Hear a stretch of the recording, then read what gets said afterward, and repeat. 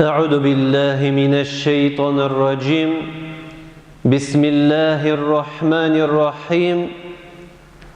الحمد لله الحمد لله الحمد لله الذي هدانا الإيمان والإسلام وجعلنا من أمة النبي عليه الصلاة والسلام وفضل الجمعة على سائر الأيام كما جاء في الأخبار أن الجمعة سيد الأيام ونشهد أن لا إله إلا الله شهادة موصلة إلى الدار السلام ونشهد أن محمدا عبده ورسوله صلى الله تعالى عليه وهو صفيه الأنام وعلى أصحابه الكرام خصوصا منهم على أبي بكر الصديق صاحب الرسول الله في الغار وعلى عمر الفاروق بين الحلال والحرام وعثمان ذي النورين معدن الحلم الوقار وعلى علي رضي الوفي ابن باب مدينة العلوم والإسرار رضوان الله عليهم أجمعين. أيها الناس، من كان يطلب موعظا فالقرآن يكفي ومن كان يطلب صاحبا فالله يكفي فإن لم يكفي هذه فالموت يكفي. اللهم اشرح لي صدري ويسر لي أمري واحلل عقدة من لساني وفقه القول. Barlık hamd sana, barlık uluqlaw faqat Rabbimiz bir Allah subhanahu ve taala xastır. Көңіл түрлерінен шыққан салават шарифелеріміз Пейғамбарымыз Мұхаммед Мұстафа саллаллаху алейхи вассаламға гына ерішіп тұрса иді. Шушы изгі жұмға күнлерінде, шушы мүбәрек қарлы матур қышқы күнде, нешексіз қардашларым өзіңіздің ішлеріңізні, мәшақатларыңызны, ғаилелеріңізні қалдырып келдіңіз Аллах йортына, хөрмәт күрсәтеп, Аллаһ Тәгаләнең кануннарына Allah tağın sizning yurtlarınızını hürmet kılsın. Sizge, sizning balalarınızga iman ve tevfiklerin, hidayetlerin nasip eylesin. Nişeksiz aşığa Allah yurtuna adımların yasap kildiniz. Her bir adımlarınız için Allah bir ecir savabını nasip etsin. Her bir ikinci adımı için bir hatağına habızını keçirsin. Hem ahir şekilde şuşu cumğa gününde Allah mağfiratqa, Allah Teala'nın keçiruine her barşamızga da erişirge nasip eylesin. Hürmetli tuğanlar, hürmetli kardeşler, barığızın da hazır yüzügüzge qarayım, bitleringizge, siz de mene qaraysız, Allah razı olsun, bütünügüzde juqlab oturmay, ortdağılar telefonda oturalar, endi alar bizni ko'rib bitirmeseler de mene sizni ko'rem. Köbügizning yüzügüzde көңіл көтерілген екені бек сезіліп бітмей. Қайбірдеріңіз шатланып отыр, әлхамдулилля, жұмғаға келдім деп, әлхамдулилля.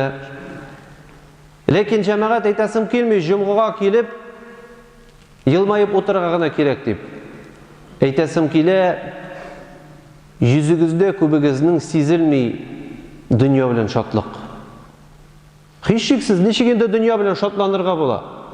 Дүния ол, Peygamberimiz aleyhissalatu vesselam aytgan bizga bir sınov deb. Lekin dunyoda turli sinovlar bor shul jamoat. Alloh Taala bütünü bizga degan turmushni turlicha berdi. Kimdir uzun bo'yli, kimdir orag'izdan qisqa bo'yli. Kimdir ishga, kimdir mullalardan tortibroq ketgan.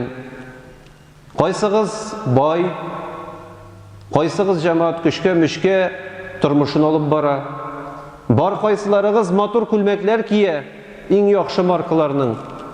Bar qaysilari bozorda kiyim olalar o'zlarini. Bar shiberlar orabizda. Bar bek ortiq yoltirab turmay turgan yigitlar, qizlardag'in. Bar isen savlar, bar zag'iflar, bar kuchlilar, bar kuchsizlar. Ham ömür davrinde jamoat Allah nasip etken şuşu turmuşumuzda biz her vakitte de nersegedir aşığabız. Zagifrek bulsak güçlü bulurga, akşabız ezrek bulsa akşa kübrek bulsun deyip tırışabız. Naşarak kulmek giysek, yaxşı kulmek ortından, yaxşı kiyim ortından aşığabız. Гомеребез дәврендә бөтенебез каядыр шабабыз. Бөтенебез шаба. Менә тегендә күрше бүлмәдә бер бәләкәй бала үзенең домашний заданиеларын эшләп утыра. Ул да шаба. Ул дагын 4-5 алырга ашыга. Сез дәген җәмәгать, кемдер хатынын күңелен күтәрергә, кемдер начальникның күңелен күтәрергә, кемдер яхшырак машина алырга, кемдер күптән хыялланып йөри яхшы куртка алырга, кемдер яңа сапаги алам ди. Монда 1000 кеше утыра һәм 1000 хыял бар сезнең башыгызда. Шикләмим, кайберләрегез бәлки уйлап та куйгандыр, тизрәк мулла битерсен дип, бу вагазны дип хыялланып утыручылар да бардыр, андыйлар дагын. Ләкин күп чиракта үзебезнең куйган план, максат, хыялларыбызга ирешмәсәк, күңелгә бер тынгысызлык килә. Тынгысызлык килү сәбәпле без нурсыз йөрибез. Үзебезнең тормыш белән бик риза түгел булабыз. Һәм бүгенге көндә 21-нче гасырда иң зур ширләрнең берсе җәмәгать депрессия дип атала. Депрессия кайчан син үзеңә план куясың, мин менә бу әйбергә ирешәсем килә, мин менә бу әйбернең хуҗасы буласым килә дип хыял кырып йөрисең һәм шушы хыялыңа ирешмәгәч, такта чырай белән йөрисең инде көне буе. Күңелсез, нурсыз, шатлыксыз. Җәмәгать шушы депрессия ишере бит ул тик томалдан гына чыкмый. Ул чыга Пәйгамбәребез Мөхәммәд саллаллаһу алейхи ва саллям сөйләгән бер чыганактан. Iyyakum wal hasad дигән. Саклагыз үзегезне хөсетлектән. Саклагыз үзегезне хөсетлектән, не завидуйте дип әйткән. Мискиннәр байларга, байлар тагын да байракларга, атсыз кеше атлы кешегә, машинасыз кеше машиналы кешегә. Без җәмәгать һәр вакытта дагын шушы хөсетлек сәбәпле үзебезнең башыбызда булдыра алмаган планнарны түзеп, шушы планнарга ирешә алмау сәбәпле йөрәкләребезне битерәбез, бөтенебез. Мин сезне генә сүкмим, үземнең дә әллә хыялларым бар. Шул хыялларның 10-нан берсен ирештереп булса, бәхетле булабыз. Ирештерә алмасак, булмаган җирдән үзебезгә кайгы уйлап чыгарабыз. Әллә ачлармы без? Әллә шәрә йөрибезме? Әллә безнең тормышыбызда күңел күтәргә башка бер чара юкмы? Юк, җәмәгать. Без исәннәр. Аякларыбыз, кулларыбыз йөри, күзләр күрә, колак ишетә. Бездән дә бай кеше юк бит, ләкин нәрсәдер җитми безгә һаман. Нәрсәдер җитми. Шуңа да Пәйгамбәребез саллаллаһу алейхи ва саллям Бухари риваятында килгән хадистә әйтә: Үзегездән көчлерәк булганнарга, байрак булганнарга карамагыз ди. Йөрәгегезне битерәсез. Карамагыз аларга, ник сез үзегезнең бөтен психологиягызны, җаныгызны юкка чыгарасыз, тиккә жандырып. Бүгенге көндә җәмәгать безнең кеше яшьләр 40-50 яшьтә китәләр. Врачлар депрессия сәбәпле диләр. Депрессиянең төп сәбәбе ул кешегә карап хөсетләнеп утырышу. Нигә миндә шулай түгел? Нигә миндә булай түгел дип. Пәйгамбәребез галейһиссалату вассалам әйтә: Үзеңнән түбәнрәк булганнарга кара һәм шөкер ит.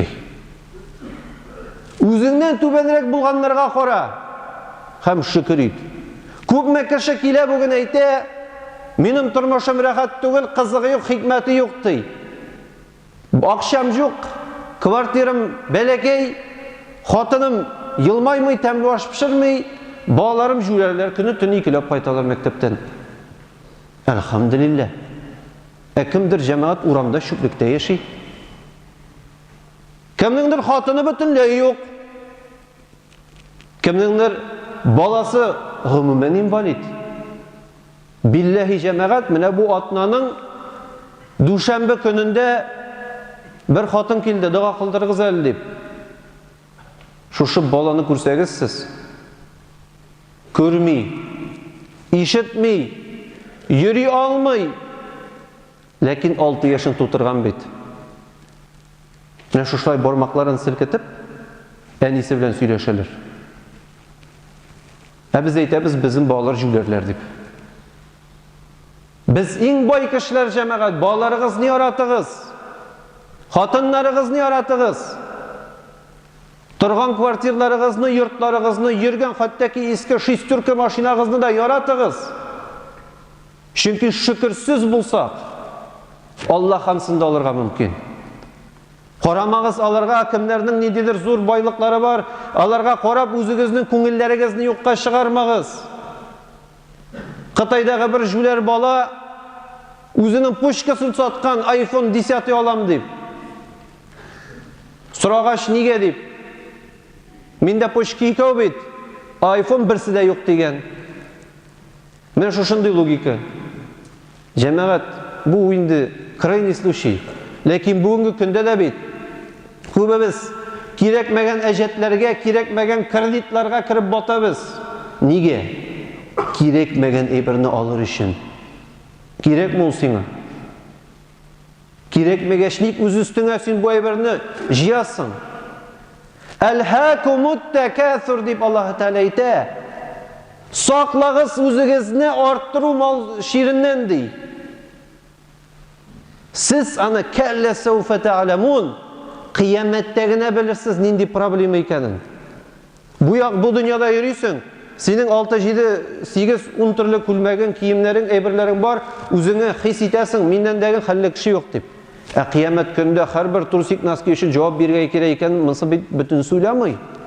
Һәрбер әйберең, һәрбер шупшарың, һәрбер кулланмаган нәмәстәкәең өчен дәген Аллаһ каршында җавабын тотачаксың. Хәттәки Адәм пәйгамбәрнең беренче балалары дагын Кабил белән Хабил безнең өчен зур мөгъҗиза булып торалар җәмәгать. Хабилгә Аллаһ Тәгалә биргән шибәр хатынны хикмәт биргән, акыл биргән, мөмкинчелек биргән, яхшы иттереп үзенең тормышын алып барырга, сарыкның тотырга зур-зур урыннар, мөмкинчелекләр тудырган. Кабилгә дә тудырган бит. Аңа да хатын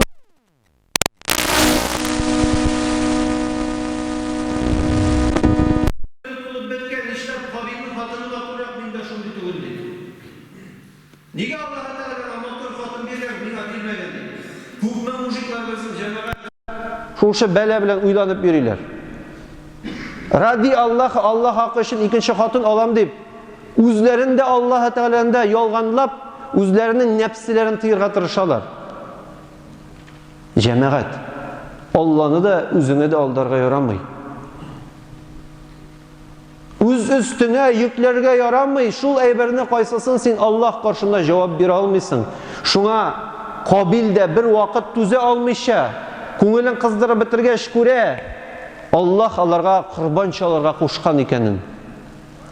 Хабилнең курбанын Аллаһ кабул итә. Кабилнекен кабул итмәй. Һәммәнең депрессия, Кабилнең Хабилгә карата ачу, хөсетлек, бу ярсый, риза түгел, һәм килә дигән Хабил белән талаша башлый. Син братишка дөрес түгел ди. Хабил әйтә, ничек инде дөрес түгел? Аллаһ кушканча яшәйм, Аллаһ кушканча тормышымны алып барам. Кабилнең ачуы чыга да таш алып башына сугып, үзенең бер туган энекәшен бәреп үтерә. Бу хәлне, бу историяны бөтенебез дә белә. Ләкин мин сезгә ачасым килә җәмәгать бер хикмәтне. Монда күпкә тирәнрәк кашырылган бер урын бар. Кабил кеше үтерү генә түгел, ул тагы да зуррак гынах кылды. Кайсысын без дә кылабыз. Ул Хабилгә биргән Аллаһ тарафыннан нигъмәт белән риза булмады. Аллаһ белән разый булмады ул. Нишләп Аллаһ аңа күбрәк бирә, миңа азрак бирде дип, күңелен үзенең җафалап бетерде. Аның бит претензиясе энекәше Хабилгә генә түгел иде. Аның бик зур претензия Аллаһка бар иде. Шуңа да дин галимнәре әйтәләр, күңелендә хөсетлек туды икән, синең әнә кемгә хөсетлек туды, аңа гына түгел, син, значит, Аллаһка дагы шикаят белдергә телисең икән. Ә ул җәмәгать җүнле юл түгел. Мен сезгә сыраз әйтәм. Аллаһ белән көрәшергә, Аллаһ белән спор итәргә теләдегез икән, риза түгел дип, однозначно бөтенебез җиңеләбез. Аллаһ язган тәкъдирне берәү дә җиңә алмый шул. Һич шиксез сез уйламагыз, бу мулла килде дигән, әйдәгез отсталый булып яшигәле, менә нәрсә безгә башкаларга карама, хөсетлекнең яхшы ягы бар. Син башкаларга карап, үзеңнең йортыңны зуррак күтәрәсең, экономиканы күтәрәсең, науканы күтәрәсең, шулай итеп безнең кешелек цивилизация үсте.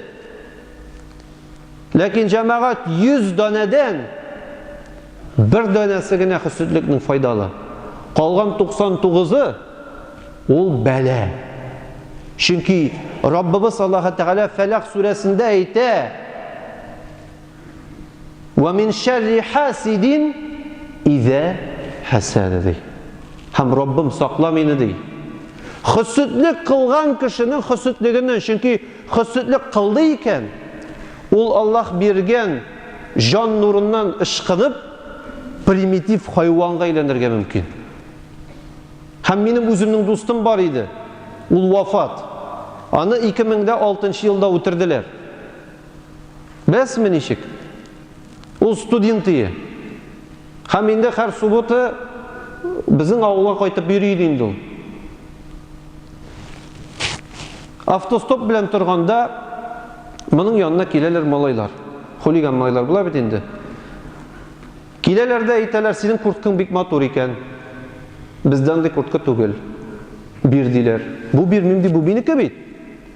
Ләкин кеше хөсетләнеп, миңа да шушындай бер кирәк дип әйткәч, хөсете кайный башлагач, кызгач, ул кеше түгел. Ул хайванга әйләнә. Зверь. Рвет, метет, юкка чыгарга риза. Шуңа дагы бу егетне кыйнап, курткасын салып бирмәгән өчен, ыштаннарында, жимпырларында салдырып, трусиктан гына калдырып, моны хулиган дуслары белән машинага салып, кыш көне урманда калдыралар. 18 яшьлек җегетне әйе кайтып керә, әйе исән кала, ләкин 3 көннән соң үлә барыбер. Бу минем личный таныш дустым. 18 яшьтә шулай җиңел генә китте. Нигә? Чөнки җәмәгать гади генә хөсетлек, әгәр аны күңелеңдә тыймасаң, ул хайванга әйләндергә мөмкин сине. Бер вакыт Нух пәйгамбәр Иблисне тоткан, көйбәгә кергәндә. Һәм Иблистан сораган: "Ничек син адам баласын җиңәсең?" дигәч. "Ничек син җиңәсең адам баласын? Ничек син кеше цивилизацияларын җиңәсең шулай?" дигәч, Иблис әйткән: "Бик җиңел ди. Сез ди кешеләр миннән дә ныграк ди. Тәкәбберлекне яратасыз ди. Мин иң үстән булырга, мин иң көчле, мин иң акыллы, мин иң дәрәҗәле итеп үзегезне хис итәргә кем яратмый ди. Ә сез ди кешеләр шайтаннардан дарттырасыз ди." Икенчесе ди: "Кайчан сез хөсетлек белән уянып киткәч, сезнең ачу чыга ди. Злоба, ненависть. Шул вакытта мин киләм ди", Иблис әйтә. "Һәм сезнең белән бала уенчык белән уйнаган кебек уйныйм ди. Бер авырлыгы юк ди." Шуңа җәмәгать күп очракта әллә нинди артык дини кешедәген хөсетлек белән йөрәге тула икән, әллә нинди куркыныч эшкә барырга мөмкин. Аллаһ сакласын. Шуңа дагы Пәйгамбәрбез саллаллаһу алейхи ва саллям әйтә булган: "Кул а'узу би раббил фалaq, кул а'узу би раббин нас" дигән сүрәләрне укыгыз. Мау'изатейн, ул саклаучы изге сүрәләр. Һәм шушы сүрәләрне укысагыз, шушы хөсетле бәндәләр сезгә зарар тидермәс дигән, һәм үзегезнең күңелендә булган хөсетлекләрегез басылыр дигән. Җәмәгать, зикр ва тәсбихтә булыйк. Изге ла илаһа иллаллаһ сүзләрен әйтик, истигъфарлар кылыйк һәм күңелләребезне җибетик. Чөнки күңелләр таш кебек катырга мөмкин. Әгәр хөсетлек көн сайын күреп торсаң, ишетеп торсаң, күңелең ташка әйләнеп, әү ашадду касва, аннан да ныграк катыга әверелергә мөмкин. Аллаһ безне моннан сакласын, иман ва тауфик әһелләреннән кылсын һәм иң мөһиме, бер-беребезне яратып, бер-беребезне хөрмәт итеп, мөмин кардәшләр кебек яшәргә Аллаһ насип кылсын. Амин. Субханаллаһумма бихамдик ва нашһаду ан ла илаха илля ва настагфируллаһи ва натубу илейһи иннаху һувас самиъуд дуа.